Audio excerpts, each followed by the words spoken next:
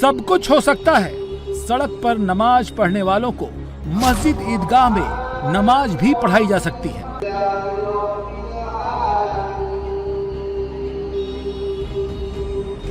मजहब के नाम पर बवाल काटने वालों को लाइन पर लाया जा सकता है।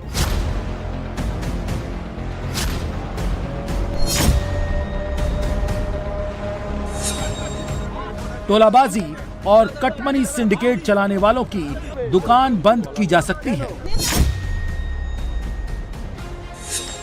बस नीयत ठीक होनी चाहिए और लीडर कड़क होना चाहिए। शुभेंदु अधिकारी ने 20 दिन में ही ये कर दिखा दिया है। ऐसे सभी गुंडा माफिया बवाली एलिमेंट को राइट टाइम कर दिया है। ये सैंपल नंबर 1 है। जब मंशा ठीक होती है और कानून अपना काम करता है तो कैसे सारे ऐसे एलिमेंट ठीक हो जाते हैं, खुद देख लीजिए। ये मालदा के कालियाचक की बकरीद की 2 तस्वीरें हैं। एक 2025 की है और दूसरी 2026 की। इन्हीं दोनों तस्वीरों में अंतर पता चल जाएगा कि वोट की सियासत क्या होती है और कानून का राज क्या होता है। पिछले साल ईद पर सड़क पर नमाज हुई, लेकिन इस साल सड़क बिल्कुल साफ हो गई।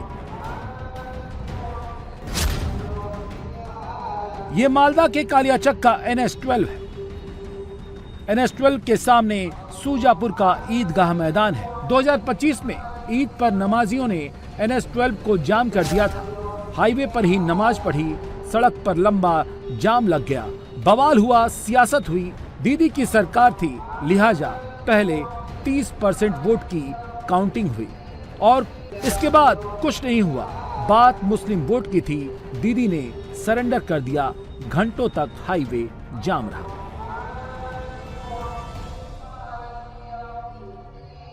लेकिन इस बार क्या हुआ? वही कालियाचक है, वही NH-12 है, वही सूजापुर का ईदगाह मैदान है, वैसी ही बकरीद है, लेकिन तस्वीर बिल्कुल अलग है। NH-12 पर ट्रैफिक चल रहा है, कोई सड़क या हाईवे ब्लॉक नहीं हुआ है। नमाज भी हुई, लेकिन कोई बवाल नहीं हुआ। मुसलमान भी खुशी खुशी घर गए। नीयत साफ होती है तो ऐसा ही होता है। बंगाल बदल रहा है और ये दिख भी रहा है। टोलाबाज भागते फिर रहे हैं। कटमनी सिंडिकेट को ढूंढा जा रहा है। जिन लोगों ने टीएमसी के राज में जनता को लूटा है, सबका हिसाब निकाला जा रहा है। बदलते बंगाल का ये सैंपल नंबर 2 है। कोलकाता के संतोषपुर इलाके का ये तृणमूल पार्टी का दफ्तर है। ये कभी सीपीएम का दफ्तर हुआ करता था। 2020 में तृणमूल कांग्रेस के नेताओं ने सरकार के दम पर सीपीएम के इस दफ्तर पर कब्जा कर लिया। लेकिन बीजेपी की सरकार आई तो सीपीएम, जो बीजेपी की घोर विरोधी है, उनके कार्यकर्ताओं के भीतर भी टीएमसी का भय हट गया और शुभेंदु सरकार पर भरोसा जग गया। आज ये लोग दोबारा टीएमसी के कब्जा किए हुए अपने दफ्तर में घुस गए और अपनी पार्टी का झंडा लगा दिया। लेकिन जैसे ही दरवाजा खोला, टीएमसी का चेहरा भी बेनकाब हो गया। कैसे सरकारी सामानों को और जनता को दी जा रही सुविधाओं को टीएमसी दफ्तर में दबा कर रखा गया था। टीएमसी के दफ्तर से राहत सामग्री बरामद हुई। सरकारी लोगो वाली बाल्टी, ऑक्सीजन सिलेंडर और कई डॉक्यूमेंट्स बरामद हुए। बंगाल में बदलाव की ये आंख खोलने वाली तस्वीर है। लेफ्ट भी अब राइट कह रहा है। जब से शुभेंदु अधिकारी मुख्यमंत्री बने हैं, लोगों में सरकार को लेकर और कानून को लेकर भरोसा बढ़ गया है। लोग अब खुलकर टीएमसी के करप्शन का भांडा फोड़ रहे हैं। टीएमसी की कारगुजारियों और बदलते बंगाल का ये तीसरा सैंपल है। नॉर्थ 24 परगना के हिंगलगंज विधानसभा के दुलदुली ग्राम पंचायत टीएमसी का बूथ नंबर 162 की ये तस्वीर है। टीएमसी के लोकल नेताओं अरजीत पात्रा और तरुण मंडल की गिरफ्तारी की लोग मांग कर रहे हैं। लोगों का आरोप है कि इन दोनों ने सरकार से मिली मदद को अपने गोदाम में जमा कर लिया, लोगों को बांटा नहीं, जॉब कार्ड के पैसे और सरकार से मिले घर के पैसों को भी हड़प लिया। जब लोग इसके गोदाम में घुसे तो राहत में दिए जाने वाली बाल्टी, बर्तन, खाने के सामानों का जखीरा बरामद हुआ। आरोप ये भी है कि इन दोनों टीएमसी नेताओं ने जमकर करप्शन किया। यही नहीं, दीदी की सरकार में इन लोगों ने जमकर गुंडागर्दी की। इनकी गुंडागर्दी इतनी थी कि 2021 में बीजेपी के एक वर्कर का घर तक तोड़ डाला था। लेकिन सरकार बदली तो इनकी हेकड़ी भी निकल गई। अब लोग खुलकर अरिजीत पात्रा और तरुण मंडल के खिलाफ बोल रहे हैं।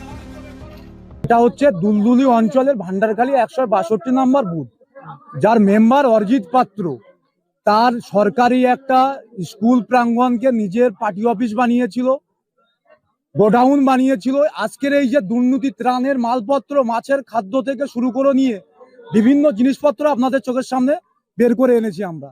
সেই অরিজিৎ পাত্র মেম্বার এবং এর সঙ্গে যুক্ত অসীম রাউত, তরুণকান্তি মণ্ডল, এরা যুক্তভাবে যে দুর্নীতি করেছে সেই দুর্নীতির আমরা শাস্তি চাই।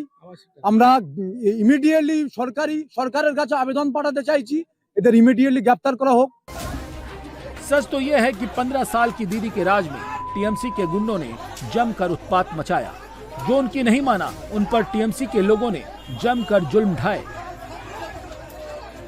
इसीलिए जब सरकार बदली तो लोग भी आउट ऑफ कंट्रोल हो गए।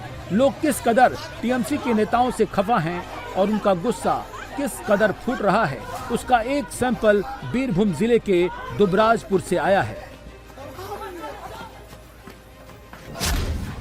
जूते चप्पल से पिट रहा ये तृणमूल कांग्रेस का लोकल नेता धनजयन है, जिसकी लोगों ने जमकर पिटाई कर दी। इस पर आरोप है कि ये कई सालों से इलाके में उगाही कर रहा था, लोगों को डरा धमकाकर पैसे ऐंठ रहा था। सरकार बदली तो जिन जिन लोगों से इसने डराकर पैसे उगाए थे, सब इसके पास पैसे वसूलने के लिए पहुंच गए। लेकिन जब इसने मना किया तो लोकल लोगों ने इसकी जमकर धुनाई कर दी। हालत यह है कि जो लोग इसके डर से सामने नहीं आते थे, अब ये उन्हीं लोगों के डर से भाग रहा है।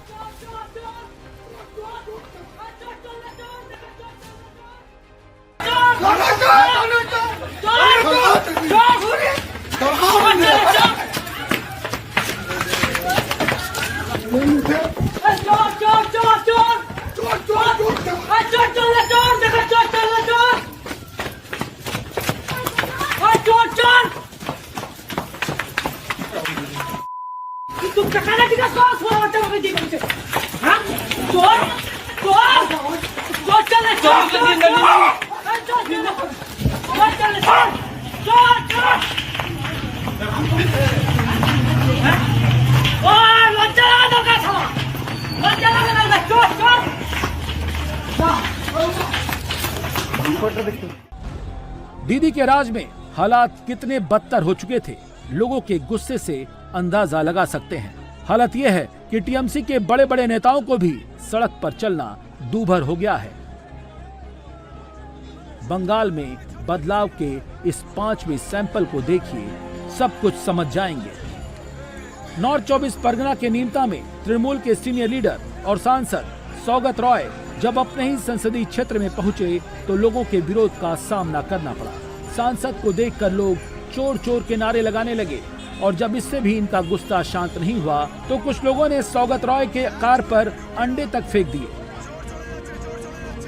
दरअसल सौगत रॉय नीमता थाने पर टीएमसी कार्यकर्ताओं पर हो रहे हमलों को लेकर ज्ञापन देने पहुंचे थे, लेकिन उसी वक्त लोगों ने सौगत रॉय की गाड़ी को घेर लिया और जमकर नारेबाजी शुरू कर दी।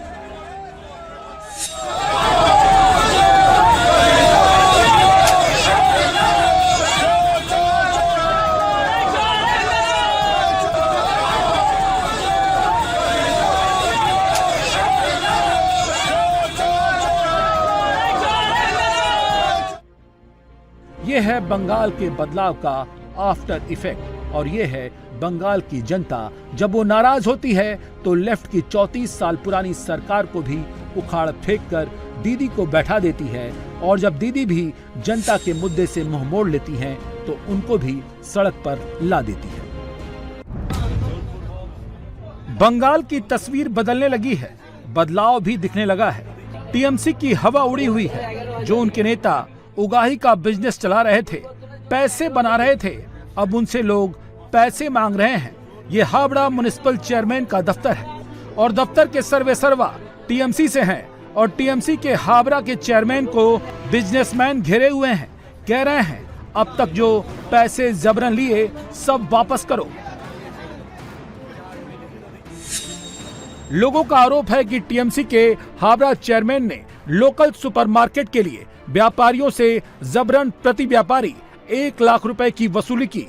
अब तक ये चुप थे, लेकिन बीजेपी की सरकार आ गई तो सभी व्यापारियों ने घेर लिया और अपने पैसे की मांग कर ली। ये है बदलाव। डर और दबाव की टीएमसी की राजनीति के खिलाफ अब खुलकर लोग बोलने लगे हैं और टीएमसी के कथित वसूली मॉडल को सीधे चैलेंज दे रहे हैं। हावड़ा से ही बदलाव की एक और तस्वीर आई है। रेलवे स्टेशन को भी टीएमसी नेताओं ने अपनी जागीर समझ रखी थी। रेलवे के वेंडर गायब कर दिए थे। टीएमसी के हॉकर्स दुकान लगाकर बैठ गए थे। लेकिन अब पिक्चर बदल गई है। अवैध कब्जेदारों को अल्टीमेटम मिल गया है। সকলের অবগতির জন্য জানানো যাচ্ছে যে সমস্ত অনুমোদিত হকার ও দখলদারদের রেলওয়ে প্ল্যাটফর্ম ও সাবমেরিন এরিয়া থেকে অবিলম্বে অবৈধভাবে দখল করা স্থান খালি করার নির্দেশ দেওয়া হচ্ছে। অন্যথায় ममता बनर्जी की सरकार में टीएमसी के नेताओं ने, कार्यकर्ताओं ने बंगाल के हर शहर, हर गांव, कस्बे को अंधेर नगरी बना दी थी। उगाही, टोलाबाजी, कटमनी से बड़ी बड़ी इमारतें खड़ी कर ली। टीएमसी की उगाहीबाजी का जीता जागता प्रमाण है टीएमसी के दिग्गज नेता प्रसेनजीत साहा का ये शीश महल। ये शीश महल टीएमसी के पंचायत डिप्टी चीफ प्रसेनजीत साहा का है। जरा सोचिए, एक पंचायत के डिप्टी चीफ के पास कहां से आया इतना पैसा? कैसे इसने इतना आलीशान घर बनवा लिया? टीएमसी के इस उगाहीबाज के आलीशान मकान का नाम पी गैलेक्सी हाउस है, जो किसी 3 स्टार 5 स्टार होटल से कम नहीं है। लग्जरी बेडरूम है,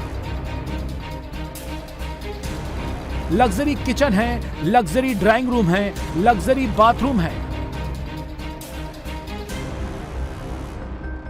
आप सोच सकते हैं, क्या किसी मामूली पंचायत के डिप्टी चीफ का इतना बड़ा साम्राज्य हो सकता है?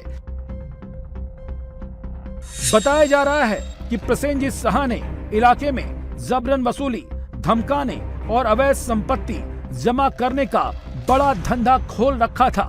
पंचायत उप प्रधान के पद के रौब में इसने अवैध वसूली और अवैध कब्जे से भारी कमाई की। कल्याणी एक्सप्रेसवे के किनारे बड़े बड़े वेटलैंड्स को अवैध रूप से मिट्टी से भरवाया। फिर इसने उस सूखी जमीन को बहुत ऊंचे और मनमाने दामों पर बाजार में बेच दिया और बेतहाशा पैसा बना लिया। अब जब सरकार बदली तो इसके कब्जे और उगाही के धंधे का पर्दाफाश हो गया। पुलिस ने प्रसेनजीत साहा को गिरफ्तार कर लिया है। बंगाल बीजेपी प्रसेनजीत साहा के शीश महल को दिखा रही है और टीएमसी के जमीनी नेतृत्व वाले मॉडल की हकीकत बता रही है।